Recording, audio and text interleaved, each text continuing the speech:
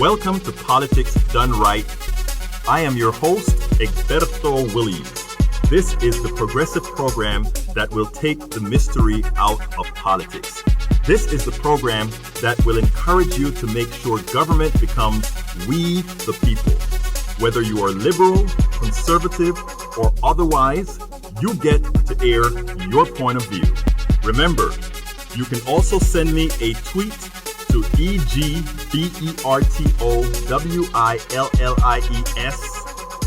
That is, at Egberto Williams. Let us engage. It is politics done right. 1, 2, 3. Well, folks, welcome to one more edition of Politics and Right. I'm Egberto Williams, your host. Thank you so kindly for being a part of the show. We are going to have a great show for you today. We have two important subjects to cover, and you know what happens a whole lot, right? We hear about one set of things: Donald Trump, Russia. Donald Trump, you know what's the latest thing that everybody's hyperventilating about? Donald Trump somebody started to cough during a Donald Trump press conference, and Donald Trump said, "Please do this over again. Get out of here. You're coughing." How is that news? One of the reasons we need independent news, one of the reasons we need real journalism, one of the reasons we need real blogging is because we have a mainstream media that seem to be kindergarten related. We don't have people telling you news. We don't have people telling you what ails the system. And that is what it's all about. So what's the title of today's show? Brazil's right-wing truth and MSM failure, mainstream media failures, require a robust, independent, progressive media. El Señor Bobby Rodrigo will come here and discuss the right-wing takeover in Brazil, among other things, and its similarities in the U.S. mainstream media, continues appeasement to the plutocracy. That necessitates a robust, independent, progressive media. He kind of just would like to get rid of the progressive media and just says journalism. But we can touch on that before I get into the main topic on the second segment when we get there.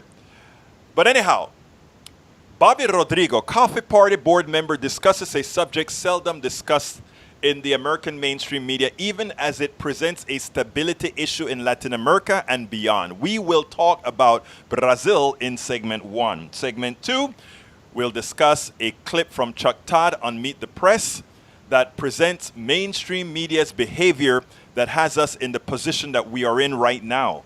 We will discuss what needs to be done and how to grow the progressive media. So we have a full show for you today.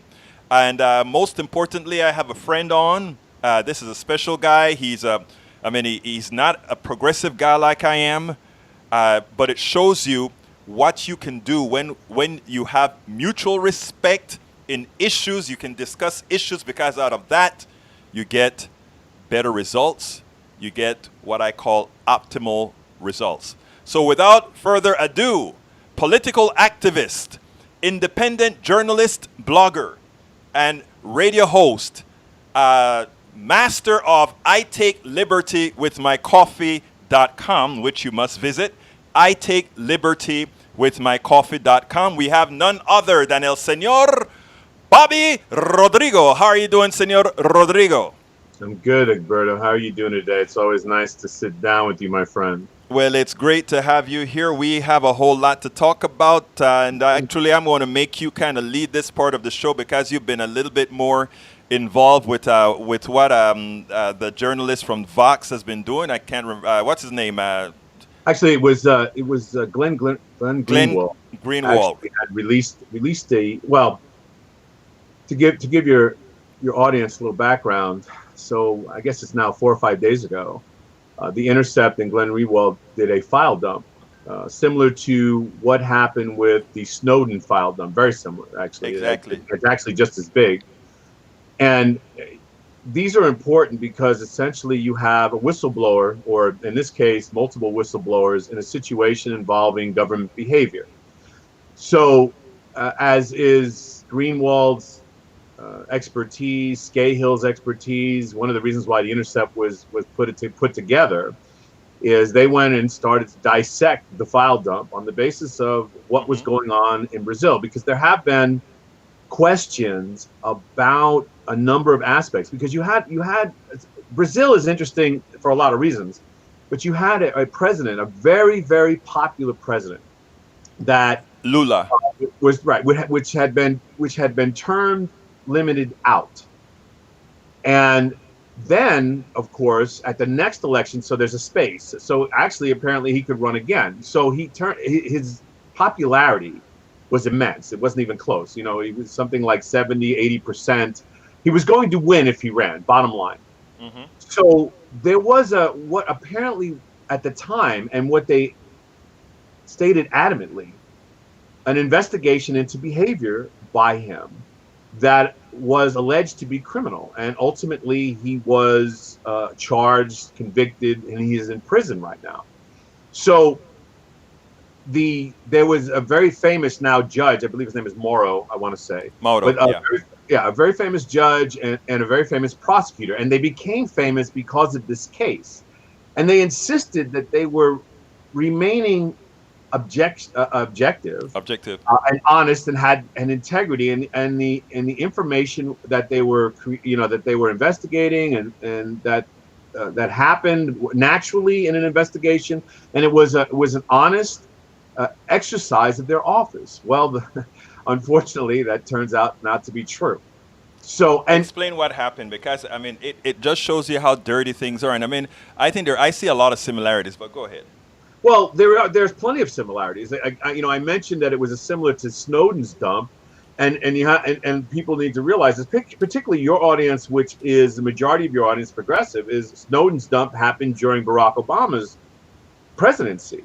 So what he was alleging that was happened, which all turned out to be true, happened during that thing. And this goes back to independence. Anyway, so focusing on Brazil, you have a situation where the prosecutor and the judge were not, in fact, acting as independent arms of a government, and they were acting in concert with a political agenda, and they are caught.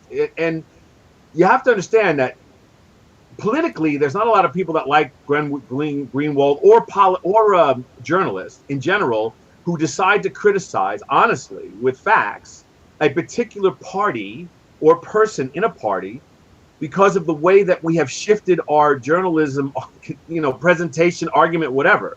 One of the reasons why Greenwald's not popular with the left is because he's criticized Barack Obama, and then now he's not so popular with the right because he criticizes Trump. Bolsonaro. Yeah, and what they really are doing is they're criticizing, or actually they're shining a light on government behavior, regardless of who it is, which is what journalism is supposed to be. So on this particular case, staying on point, it has been revealed that this was actually a concerted effort by, you figure, this is two different arms of the government that was stopping a free election, essentially, in order for a political party or person to gain control of the government. And that in itself, it doesn't matter what party it is or what person it is, it's dishonest and it's unlawful. And so now you have even people on that side of the political agenda who have integrity are like, oh no, this is not going to work. Because what they're exposing is, they're literally exposing conversations that happen between the judge and the prosecutor, for example, in this particular thing. And mind you, I have not been able to read probably a tenth of the file dump. It's massive. Let me just stop you for a second, because what I want to present to the audience here is, a lot of you may be asking, why are we talking about Brazil? Why are we talking about what's going on in Brazil? There are several reasons. Brazil is the largest economic power south of us, to put it bluntly. Absolutely, South America, and secondly, sure, they have a lot of influence in Latin America, and we have somebody who is an illegitimate person who is holding office right there. That affects the entire not only the entire hemisphere, it affects the world, especially since Brazil is a whole bunch of the Amazon and a whole lot of these things are within Brazil itself. And if we have a corrupt government, one that doesn't believe in the environment and so forth, like the one that we've generated here as well, that presents not only a problem for Brazil, but a problem for the United States. And what we're trying, the world actually, what we're trying to show here is how this type of corruption works. And later on, I'm going to kind of turn it over to here. But go ahead, Bobby. Please continue. So, I'll give your audience another example. So, I sit on a number of committees for the American Bar Association, and one of them is a couple of tax committees. And every single year in Miami, there is a conference, the Latin American Tax Conference. And the entire Latin American community, starting with Mexico and going all the way down, brings their government representatives and their attorneys that work in that field, and they combine forces with international attorneys and United States, both government people and attorneys, to discuss tax policies that are relevant. So Brazil and Mexico, it wield the most influence on tax policy for the entire continent, or actually you got Central America and South America. The entire Latin American community. They are the leaders of tax policy. And I don't need to go down that rabbit hole, but to echo what you're saying, or to support what you're saying in the influence of Brazil, and then of course the Amazon is a big deal. It is probably it is the most important part of the ecosystem of the world, I would argue, and so would many climate people who are concerned. Just on the amount of forestation that's involved there, that balances carbon dioxide in the world. I mean, it is that big of a footprint. And so, yeah, it is. Brazil has immense power politically. And of course, from the corruption side, I'll give an example that I use in this particular thing. So some years ago, I went and testified in front of the Albany Common Council about some legislation that an organization that I work with, People Against the NDAA, had written, and we had presented in Albany, and it was passed. So a bunch of people came together to do it. It was a great coalition of people, Veterans for Peace, from Veterans for Peace and Code Pink to the Tea Party, whatever. Right. So it was a great thing. So what I said that I like to highlight, because I had to make a political statement on something I shouldn't have, but in order to get the legislation passed, I thought it was tactically efficient. So I said, excuse me, that this particular law is one of the worst laws ever signed into law, and President Obama, he didn't pass it, but of course he signed it. So, and when he signed it, he said, I would never use it. And my testimony in front of the council said, because they would have probably used it against Martin Luther King, for example, or certainly Malcolm X, is Barack Obama is not going to be president for the rest of the time of the world. So, but he's passing on this power to whoever comes next. And here we are with whoever comes next. And we have a very good contrast, for example, on whoever comes next. And the executive of this country has always tried to expand its power. It's something that has always happened. And journalism is a combat against that. And more than the legislator, more than shining light on what happens in the courtroom, the executive, because it's such a dictatorship model by itself, when journalism is behaving properly, that's where the biggest light is shined on the basis of behavior, because they're executing laws. They're supposed to be executing the laws by the nature of the thing. So in that regard, I just want to point out how important it is for journalism to do that. And what happened in Brazil is just horrid. You're talking about a takeover of a country by a political. But it's deeper, because what we also have is we have a political prisoner in Lula da Silva. And in effect, he is a political prisoner. Yes, and in effect, when Dilma Rousseff was overthrown as well, that was a political issue. And the thing about it is, why Americans should also be concerned about this isn't anathema to what could occur here in the United States with an autocratic type of Donald Trump. And I know a lot of people don't want to see the similarities in the way he has taken over the Supreme Court, in the way he has taken, people talk a lot about the Supreme Court, but in the way this court is being stacked right now, which I think it's an important similarity that folks better be cognizant of. it happened in Brazil, a democracy. It can happen here. A lot of people want to discount it, but it can happen here. Well, yeah, and you're right. The thing that I would push back against that is that it has been happening for a very long time. The interesting thing to me about the Donald Trump dynamic is that he's let me stop you a lot second. of- Let me break because I want you to cater your answer with regards to the sentiment that I have that isn't this necessarily the sentiment of many progressives. I'm not talking about Russia. I'm not talking about Snowden. I'm not talking about any of those issues. I'm talking about just the modus operandi of Donald Trump and the way he feels about the executive and the powers of the executive. I don't think there has been a president, maybe inwardly, but that outwardly has shown so much disdain for institutions, that have shown so much disdain for the Department of the different departments, the Department of Justice and all these other departments. I think people ought to be cognizant of that before they get too blasé about, oh, well, all the other presidents did it as well.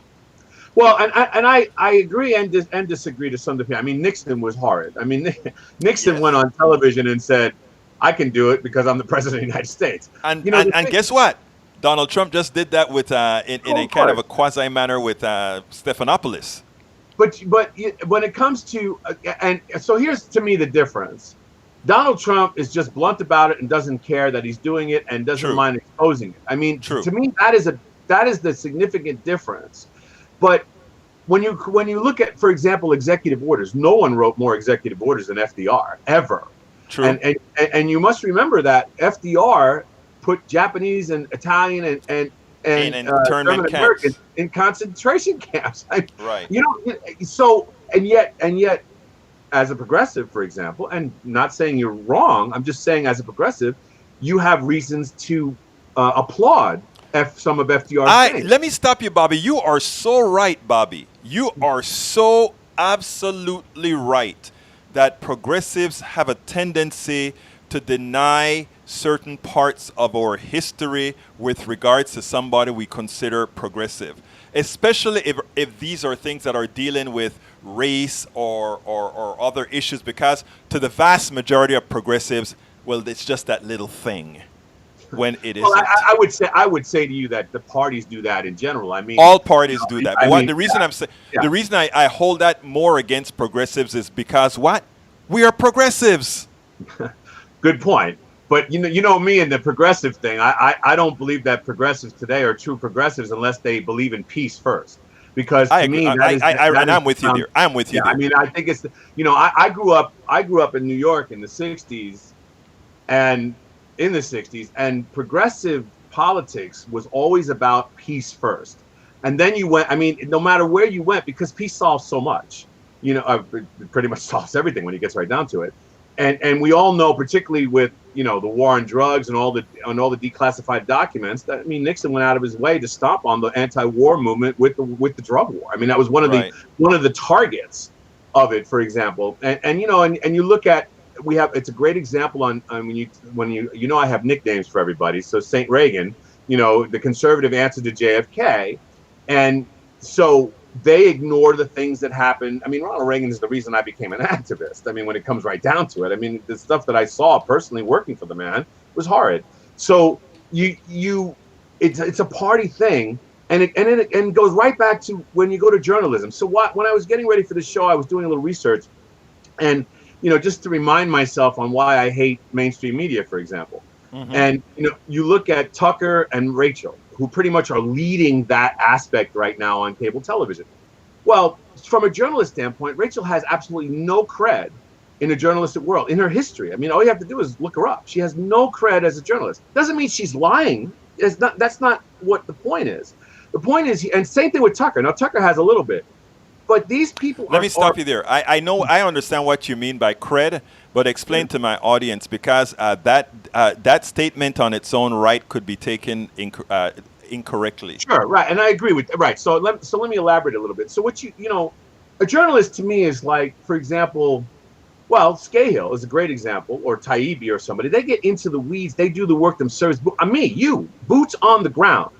I go when Nazis come to town, I go say hi, and I bring my camera. We do. Yeah, absolutely. I mean, and then people will try and say, well, you must like Nazis. If that's why you think that I'm doing that, then you're being political and you're not looking at what I'm doing. Rachel's never been on the ground. Rachel's never been somewhere and did a story about it, wrote stories about it. That doesn't mean she's lying or anything. But the point is that she doesn't have the chops of a journalist. Richard Engel does. Richard Engel is a war correspondent, has been there, for example. Matt Taibbi walked the halls and did all the research when he exposed. And there's that young woman from TYT as well. Young woman, what's her name? You know who I'm talking about. I do. We actually, yeah, I know exactly what you're talking about. Yeah, the thing about it is that you have, when we look at mainstream media, the majority of, and you mentioned this at the beginning of your show on how, we're talking about a cough. They isolate 2 or 3 stories, and then they spend the entire time telling us how we should think about these stories, whether it's right, left, or whatever, instead of the Edward R. Murrow thing. And for those who are younger, Edward R. Murrow is the standard for journalism from broadcast standpoint. He would tell you the stories all day, and then at the end he would give you an opinion. I got no problems with opinions. Your opinion I value. I know where it's coming from. You're a good man. I may not agree with it, but I get it. It's not like you're trying to be evil, right? It's an opinion. But at the same time, can we at least agree what the facts are? It goes back to the Rodney King video for me. How can you look at that video and not see the same thing? But that's the way we formed it. That's how they walked away from being convicted. But that right? is, I think that's what, starting from the Powell Manifesto and other documents, that is what we've taught people to do. We've taught people to have somebody else think for you. Now, in my shows, I'm very opinionated, but I try to tell people, don't take me at face value. Later on, when you've gotten enough trust in me, you can, because I know what I do. You know what you do. When you tell me something, Bobby, you and I disagree on quite a bit. But if you tell me something in general, I don't have to look it up, because I know you're going to tell me the facts about it. Our agreements are more about you want to advocate while and I really want to be able to trust people a little bit more, and I totally get it. It's not, there's really no right or wrong here. And you know what, Bobby? Let me tell you something, and I really understand. You come up here and you talk about Edward R. Murrow and you talk about Cronkite and all these guys, right? And that was the patriarchal type of journalism, and I know that is what a lot of people still want. Unfortunately, I don't think that is the world we are in. It's not. But remember, 24-hour news cycle changed that. I mean, when Reagan was inaugurated was when CNN was launched.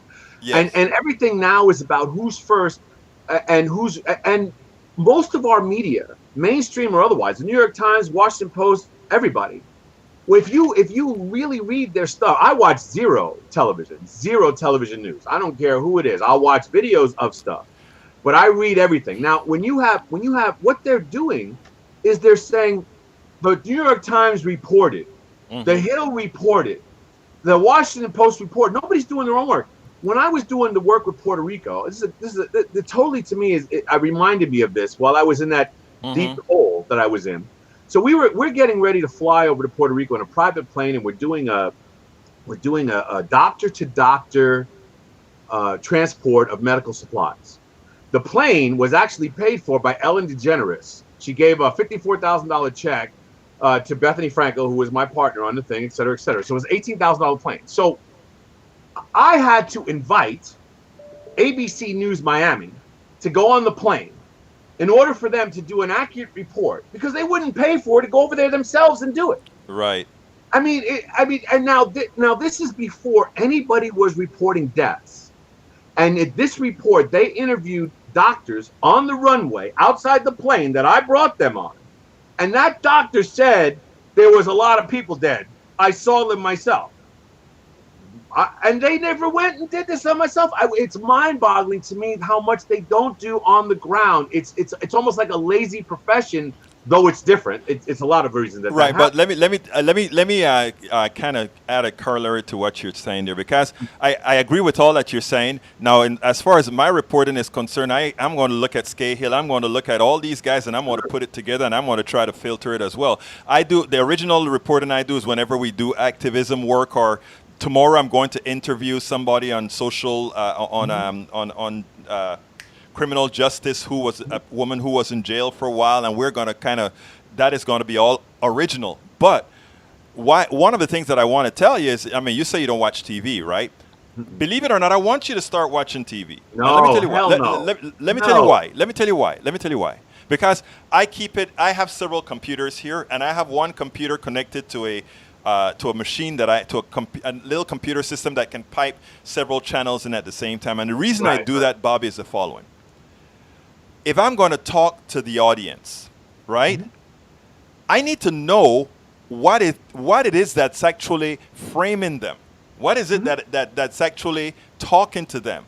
And because I understand what's talking to them, I can better do it. And that's why I said, when I come to you and I get information from you, I know it's right down the right. I know it's factual. I know that. I don't know how you can relate directly to an audience I just do it. So I guess my answer to that is that, first of all, I read everything that you see. Right. So while they still do plenty of opinion, it cuts out a lot of the noise. I don't have time to listen to, or actually, it's not even about time. I don't have a desire to listen to all these so-called experts. I think you're going to have to develop that desire, brother, because to be No, more hell effective. No, because all I want to do is tell the truth to the audience. I know. And that's all I care about. And I know. And you do that. And you do that. I know. Independent media. So a couple of things. So independent media, first of all, doesn't have the finances to go out there and do all of this on the ground. So we have to read other people's stuff. Exactly. Without question. I can't watch. I mean, I can't even watch Chris Matthews anymore. He's lost his mind, and he's a real jourналist. That man has got a serious history. I mean, Chris Matthews is got. Chris, I didn't say that, Chris. I still like you, Chris. He's lost his mind. I'm sorry. But like, for example, when you look at these shows, Chris Wallace and Chris Matthews have the most the most experience and real journalists on the ground politically. Since the early '60s, they've been doing this.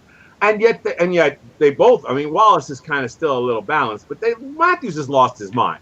He all he does is talk about politics, and you need to do things this way. That's fine. I cannot deal with that. But what I'm saying, Bobby, what happened? Bobby, Yes. what I'm saying though is, you shaved your head this morning. That's all I care about. Just tell me you I shaved did it. shave my head this morning. So don't tell me that it has to be shiny. Just tell me that you shaved it, and I'll report that you shaved it. I shaved it, and the reason it is shiny is that I have oily skin. But anyway.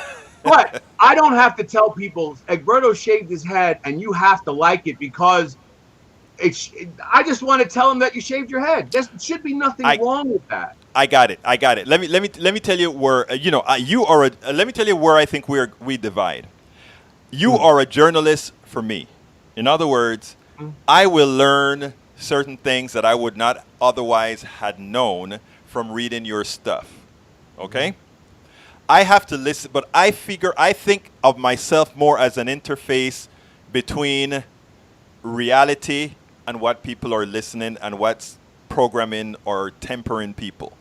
And I think you have to have that person there because, again, if you don't understand why a lot of people that worship Rachel have the point of view that they have, or a lot of the people that the other guy that you mentioned on Fox News, the crazy. Don't watch him. I'm just making an example. I do watch him every so often. So I do. So let me give you another example. So recently, YouTube did a purge, similar to what Facebook did. Yes. On journalists, okay? And one of the journalists that was impacted was somebody we both know, who I know very well, Ford Fisher of News to Share. Right. Now, so Ford Fisher is a young man who owns this organization called News to Share, and that's with the number 2. And I'll plug him because he's a phenomenal human being. I've been on the ground with him. I've worked with him a long time. Coffee parties, worked with him, etc. And Spike Lee has purchased his footage to put into the Black Klansman. because he was in Charlottesville. So what Ford does, and he's actually somebody I've actually visited Nazis with to say hello. What Ford does is his whole program is based on raw footage. He offers nothing but the raw footage. He goes somewhere and shows everybody this is what's happening in your society right now, live. What do you think? Nothing else. There's nothing wrong with that. And yet he's being censored as somebody who shows an extremist view of things. And yet his documenting of the extremist views is something that we need in this society to show people how bad it is. And I've listened and I've read comments about his work that is just, another thing that I can't stand doing that I have to do sometimes is reading the comment section of a post. And I learned this a long time ago, reading an old AOL post that was done because people were complaining about not being allowed to clap at a graduation, and it went right off the cliff. And I'm like, I should not read comments because they make you sick. I mean, people are just hateful behind the computer, and I'm like, I don't need this in my life. I just want to show and if they, whatever. But the thing that's happening with Ford, and this is why and again, YouTube is a private company. They don't want to do it, fine. But we need to be mindful of the things that are out there that are telling us the truth. I could give you a list of things that I read based upon the trust issue that you said, and none of them is going to be Rachel or Tucker or, our whole list of people, because I don't want views. I want the truth. Now, I'll give Rachel her props when it comes to Iraq, but at the same time, when Iraq came around, the drumbeats of war was pounded by the New York Times and the Washington Post and the Wall Street Journal, and they all said it was real and it was honest. They all did, even the progressives. Anybody, including me, who spoke out against it, I was unpatriotic and anti-American. I lost a cousin in 9/11. You can kiss my unpatriotic ass, basically, because I'm sorry, people, but I was furious at 9/11 too. But I didn't believe that we should have the Patriot Act. Give me a break. Or we should go to Iraq for something that Iraq had nothing to do with 9/11, not even a little bit. And yet here we were doing our drumbeats of war, and it wasn't the first time we've seen it. And yet everybody jumped on board just like they do now, just like they did with Syria. Where was the left? Where was the left? The progressive show that we're on. Where was the left when Barack Obama went back on his campaign promise? He ran on constitutional government. That was his biggest thing. That's why I call him Mr. Potential. That's my nickname for Barack. He said he was going to stop drones. He was going to stop surveillance. He said it. That was what he said. That's why he said George Bush shouldn't be that kind of presidency. And when he got to be president, he expanded both, and the drone thing went out. Oh my God. Well, Bobby, I don't know. I've been preaching. You know me for over a decade, and I've been telling you that you have to remember the difference between the president and the presidency. And I hate when you say that. I know. It's true, though. Look, when I took my oath of office, when I took my oath to wear a uniform, you don't get a break, okay? Everybody who takes that, it's like the police stuff that's going on. Look, if you don't want to, I got to get home safe. Look, if you don't want to follow your oath of office, go get a job at a bank. Okay, I'm sorry. All these elected officials, they do their oath and they say that they're going to uphold the Constitution or whatever, and they don't do it. And I don't care if it's the president. It doesn't matter. Just can't give me 5 minutes of people doing what they're supposed to be doing, and watch how it changes. That's my. I think that is noble. I was a person that believed in that sort of thing in the past. Now I've understood that there's a thing called the president, there's a thing called the presidency, there's a thing called the plutocracy that you hear me rake out about all the while. Until we get rid of a plutocracy, because I don't know if you read some of the stuff that I wrote over the weekend about it is really people like to talk about government being bad. You're an anti-government kind of a guy. You are more you are. No, but that's not true. I'm not. Okay. I'm not. Well, let me tell you what I am. You're a freedom guy and whenever you hear. Let me tell you what I am. I want the government to deliver the public benefits to the people that it's supposed to. That's what I want. And the data says that it doesn't. So I look for solutions to who does it best. And if the government isn't doing something better, then maybe it shouldn't be at the government. I want whatever the solution is best. I don't care where it's coming from. My brother, I have to go to the next segment, but I'd like you back on again for us to talk about just that, because I just thought about that. You and I never came on air and spoke about why I believe you're anti-government and why you think you're not. So we should have a show on that. I'm about sometime. liberty. But you know who you should have on the show in all seriousness to want to talk about the public benefits delivery? You should have Dan on the show. Dan Johnson? I mean, We Do Better. The model for We Do Better is the bomb. I went to your conference. Fantastic. I went to your Well, I know you conference did. in what I know. city? I know. Where was that? Arizona? We Where did. The law is based upon Arizona. We had presentations at Netroots Nation, as you know, right? I mean, We Do Better is around. You know, it's an organization I helped found. I'm no longer with them, but I support the model. I live the model. That's why we did it. And just to, I mean, it's something worth doing just to discuss why. And I have a lot of respect for what you guys have done at We Do Better or Do Better, whatever it's called. We do better. We do better. We Do Better. I have a lot. Remind you, We Do Better is about you and me and everybody. And I have a T-shirt to prove it. That's right. That's right. Absolutely. But Bobby, let me tell you, give me a closer on Brazil, and then I got to get to my next segment. But I'd like you to do a closer on Brazil for me. Well, yeah. You know, the thing about the closer is basically everybody is please listen, read, learn on how essentially government corruption happens. I mean, this is cold, hard facts in its rawest form. You know, I don't expect people to go into, get on, do a WikiLeaks thing, like also is very relevant, to do that kind of research. So, that's journalist work. But if you just watch the Glenn Greenwald video, it's posted on the Coffee Party USA page, the Facebook page. It's on YouTube. Just look up Glenn Greenwald in Brazil. And it's about 10 minutes long, and just follow the trail and you will see how government corruption works and how it can impact. I mean, we're talking hundreds of millions of people being impacted here. It's crazy. And demand integrity and accountability, and don't let anybody shut down journalism. Do not let any president, any elected official, any pundit on mainstream media shut down independent or any kind of journalism that's telling the truth, because we need it. It's essential to a free society. Well, my brother, El Señor Bobby Rodrigo, it's Always been my pleasure to be here with you, and we'll do this again soon. And you know what? I think we have one of the Coffee Party member that I want to get on air with us. And you know what? She was supposed to be ahead of you. So how did you do that? Brazil. Brazil. It was important. Brazil is a serious issue. What happened? I mean, so we'll have to apologize to that young lady, because we're going to get hit over the head. So yes, we will. But anyway, you have a wonderful day. Thank you so kindly for having been here, and we'll do this again soon. Folks, that is Bobby Rodrigo, political activist, independent journalist, blogger, radio show host, and he is the editor and the owner of ITakeLibertyWithMyCoffee.com. That is ITakeLibertyWithMyCoffee.com. Be well. Folks, we are going to continue this show today with a very important feature.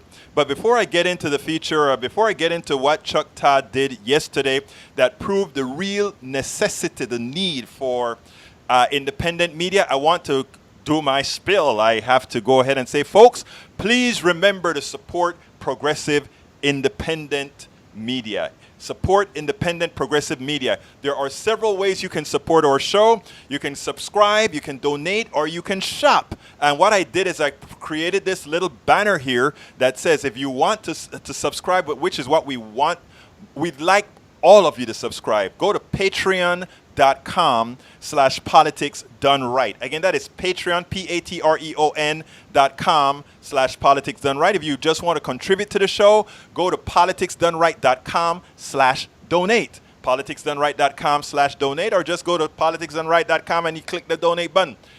And to shop, where you can get things like guess what we have now? The camera is not on, but we have a cup, we have the t-shirts, we have covers for telephones, we have blankets, pillows, the whole thing with the Politics Done Right. Because what we are going to do, folks, is we do politics. What again? We do politics right. So anyhow, folks, please consider becoming subscribers. Any one of you who subscribe, remember what you get.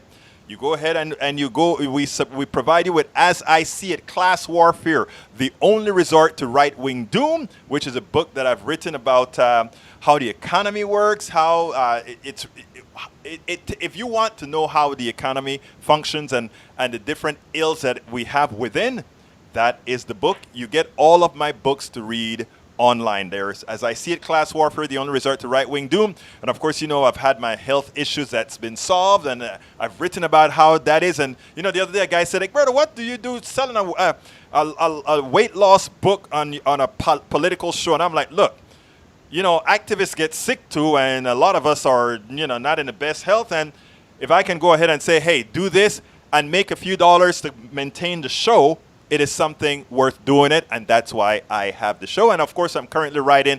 And by the way, I'm done with chapter 3. I have to post it online. How to Make America Utopia, Take Away the Economy from Those Who Rigged It. I finally got the weekend, the Father's Day weekend, to work on chapter 3, and I think you're going to like it. But anyhow, so I'm going to post that either sometime today, tomorrow. I need to just make sure that the spelling and all that kind of stuff is correct. But anyhow, let's get back to the show. This is quite important, my brothers and my sisters. Yesterday, watching not Face the Nation, but Meet the Press.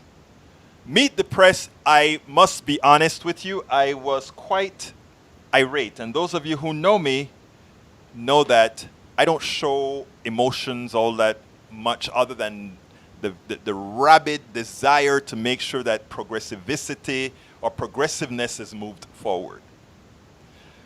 But watching Chuck Todd yesterday was the exact reason. It was the reason we must have what we are doing here at Politics Done Right. What Schenk is doing at Young Turks. What, I don't remember his name, is doing at the Majority Report. What Bobby Rodrigo is doing with I Take Liberty with My Coffee and his radio shows. He has several. Independent media is essential because what you see people listening to, it affects what they're doing, it affects what they're thinking, and with that, it affects our politics. I want to show you something. I want to show you what Chuck Todd did yesterday, and then I'll take it on the other side. I did a blog about this as well. You can click on the blog in there, but this is... If you doubt the need for an independent media, today's interview with Chuck Todd is probative. And the reason why it is so important is how smooth this interview with Representative Steve Scalise went. It is important for you to see how the American mind gets changed by how the media interprets the news and allow others to make the change in your psyche to look at things differently. It was interesting, though. I want to point out one little nugget in that story. Apparently, the president was not fully briefed on this operation. I want to show you one part of this New York Times story about that. It says, Pentagon and intelligence officials describe broad hesitation to go into detail with Mr. Trump about operations against Russia for concern over his reaction and the possibility that he might countermand it or discuss it with foreign officials, as he did in 2017 when he mentioned a sensitive operation in Syria to the Russian foreign minister. The president obviously was very upset about this story even getting in the public domain, as he tweeted about it last night. Do you believe that these officials made a mistake not briefing the president about this operation? Well, Chuck, the president and the White House have already pushed back against a number of elements of the story. But the bottom line is the president's taking aggressive action against Russia. I wish that would have happened in 2016 when they were trying to... Chuck is never going to push back over those two statements. He'll never talk about, is the president really being aggressive against Russia for the 2020 election? We know that that is not true. There's absolutely nothing to support what he says, and there's no pushback from Chuck Todd. Likewise, the thought that President Obama in 2016 should have done more. Anybody can say President Obama should have done more, but what they would have to include in there as well is the reason he didn't do more is the fear that McConnell put into the whole space that if you do that, we'll say you're politicizing the election. And he erred on the side of what was thought to be a win by Clinton to be somehow a political endeavor by the Obama administration to actually endure that win. But I think the message is being sent right now. If the Russians try to take some action against our elections or any other country, we are already ready to go after them. And it should have happened in 2016. I'm glad that the president's being aggressive against any foreign country who's going to try to meddle with our elections. By the way, do you think that the Republican campaign arm of the House ought to pledge not to use any stolen material, hacked material? I know that there's been some attempts to get both political parties to sign these pledges. There's been some hesitation on the House side. Well, I'm sure they'll look at that too. I think it's real interesting that the entire basis of the Mueller report was information that the Democrat Party got from Russia. They solicited it using foreign spies, of all people, and used that to turn it over to the FBI. And then, unfortunately, you had some people in the FBI with a political agenda against President Trump who used that as the basis for an investigation to spy on then candidate President Trump. There are a lot of concerns, I think, and things that need to be rooted out within the FBI to make sure that doesn't happen again either. Let me turn to Iran. Let me turn to Iran. It is the President of the United States who said he would use the information if a foreign country gave it to him. Chuck Todd asked Steve Scalise, will you ensure that that does not happen within your party? And instead, he flips the answer and states that, well, it is, if you look at the Mueller report, a lot of that information came from the Democrats using foreign spies for the Mueller report. And Chuck Todd moves on to Iran. What Steve Scalise did today with that short interview is rehabilitated the president and his party. And while activists won't see that, activists will see right through it, what happens with the population at large is that they see, oh my God, it was the Democrats who were spying according to the Mueller report, which nobody has read. And by the way, as well, Obama didn't do what was required in 2016, and the president is aggressively fighting against Russia. That is what the mainstream media just left most Americans seeing, and that is wrong. That is the reason we cannot trust the mainstream media. That is the reason why we need independent media that actually interprets these things appropriately. Now, again, what other examples do we need to give? I could have gone to several different parts of that interview that Chuck Todd did. I could have gone to several other parts of every single Sunday morning show. I could have gone to MSNBC Today, the station that most progressives watch, and see that there is little being done to really support you. Right? In other words, we have some big issues, huge issues. We're talking about the race, the presidential race, as if it is a horse race.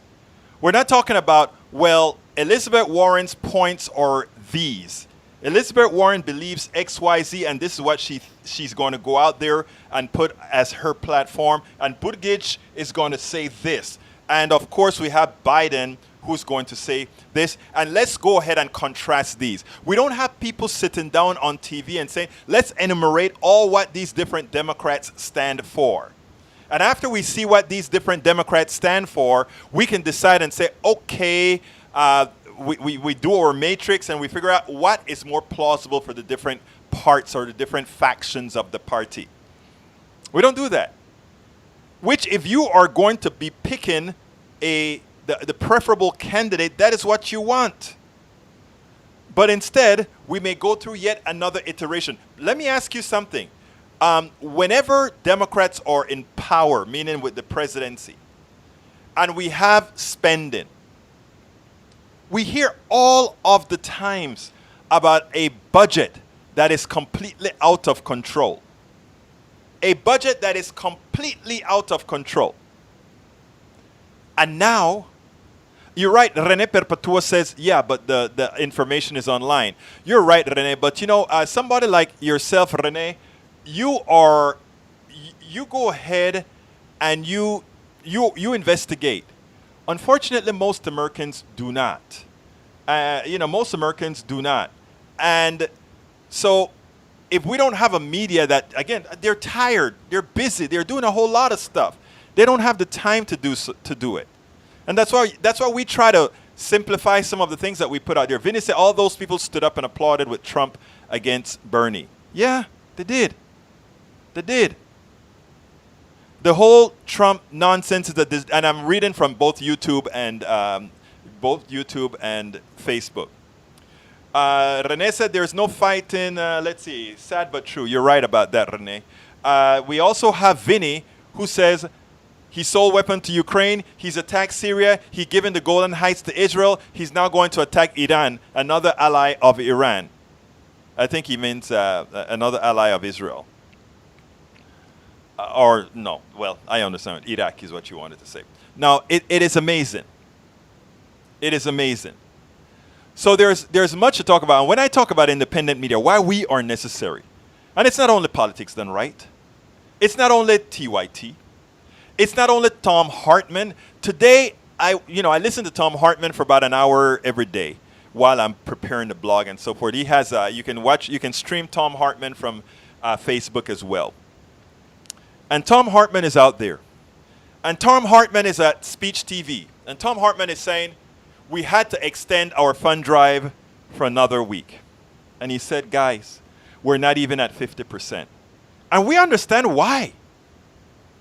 We know that a lot of these, first of all, there's some president, everybody has the right to run for president. But we also know that most of these guys don't stand a chance. One has to ask the question, if you are not there to prepare or to put a point of view that you know is going to get some traction, if you should be there. And this is difficult for me to say, right? But let me tell you what's happening right now. People are in dire straits. And giving is tough. You have to maximize what you're given. You do. You really do. And what Tom Hartman is saying is true. You know, those of us in the independent media, you guys are all we got. You know, for the people who want to program you, for the people who want to have you work lock in step to ensure that they can pilfer you, to ensure that they can take whatever the market will bear, whatever monies you have, it's not for you to save and build your own equity. It's for you to give them whatever the market would bear. I gave a whole talk about whatever the market would bear a few weeks ago. And I still try to push that video because it is important. People don't quite understand that, you know, when they talk about, oh, we don't want Medicare for all. We want or single payer system because we want to have choices. And if you have a single payer system, they may not want to pay for a drug that costs $100,000. Well, who does and who will? And those drugs don't really cost that because we develop them. We develop them. Okay, let's see. What bothers me is that the DNC may install Biden and write off Bernie again, even though today's polls show him winning the election by 9 points. Rene, that is why we are important, Miss Perpetua. That is why, because MSNBC is pushing Biden just as well. If you listen to Joyanne Reid, if you listen to many of these others, you can actually see that's what they're doing. It's all a cabal.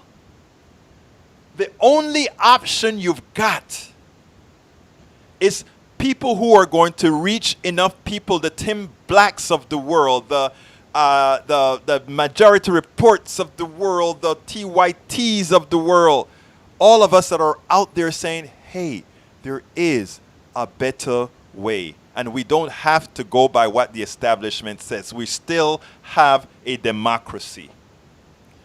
I mean, what we do many times is we hurt ourselves because we promote those who shouldn't be promoted. We give a benefit of the doubt to those who shouldn't have the benefit of the doubt. That is what we do. And we do that because that's what we're programmed to do. Once we independendize ourselves, and I tell you what, for me, that wasn't the easiest thing to do, right? I've always been independent. But I mean, believe it or not, the most independent person can be programmed. But dropping that sometimes mean the friends that you had, they're still your friends, but you may not get the invites that you used to get. They're still your friends, but there's a bit of distance. They're still your friends.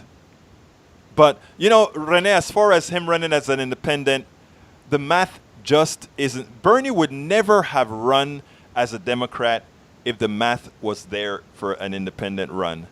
And that is something that I've been preaching. What I've been let me tell you what I've been preaching with respect to the parties.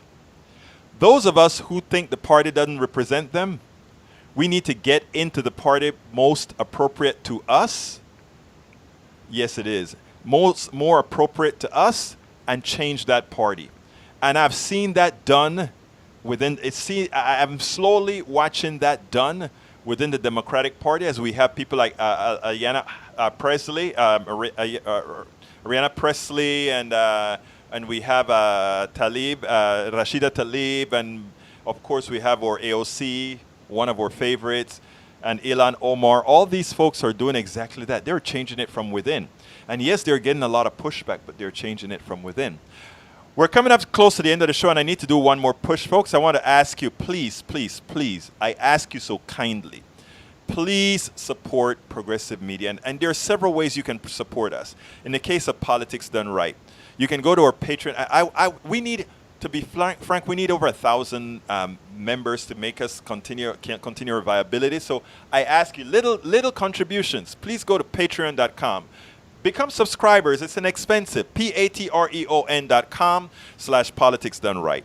I mean, you see that's a pretty complex setup right there, and we do this out of a deep, not only altruism, but a feeling of responsibility to make a change. I've always had a big mouth, and I've always talked about, you know what, man, we need to do X, Y, Z. We need to do this. We need to do that. And then I finally said, you know what? Get off your butt and you do it. If you want other people to do it, you have to be willing to do it.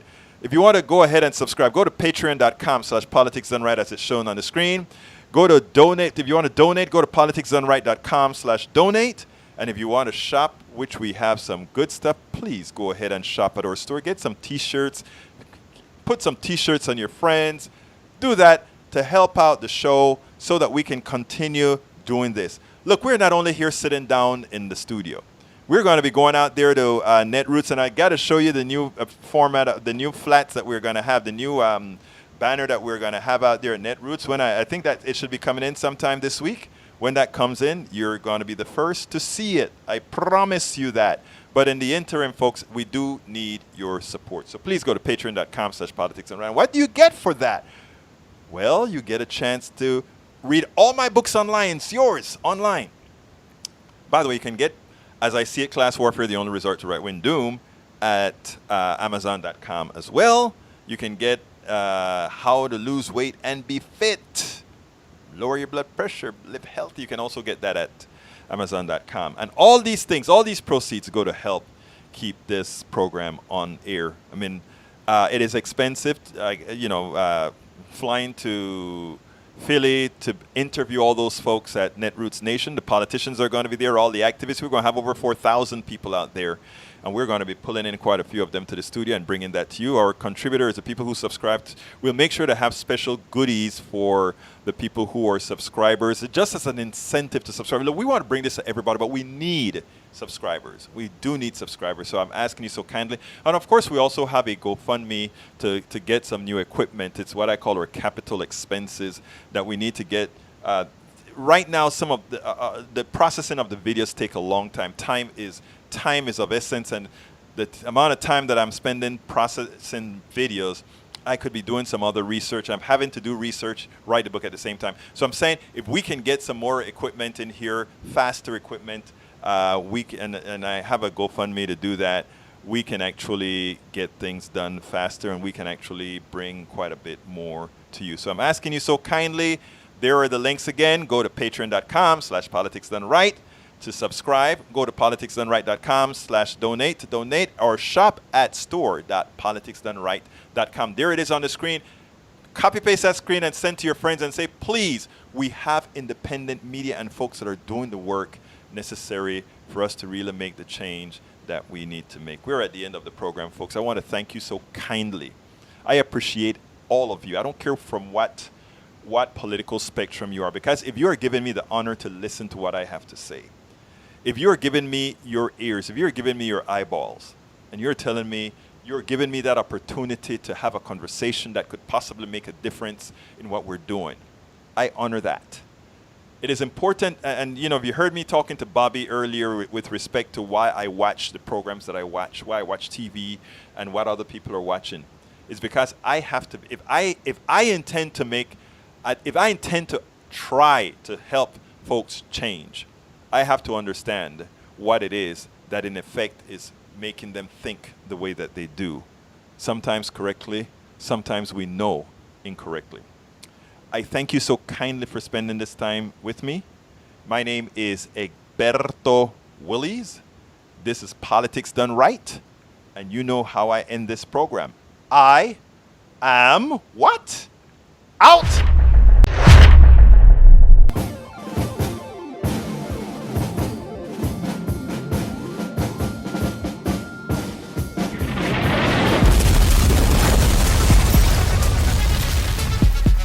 Welcome to Politics Done Right. I am your host, Egberto Willies. This is the progressive program that will take the mystery out of politics. This is the program that will encourage you to make sure government becomes we the people. Whether you are liberal, conservative, or otherwise, you get to air your point of view. Remember, you can also send me a tweet to EGBERTOWILLIES.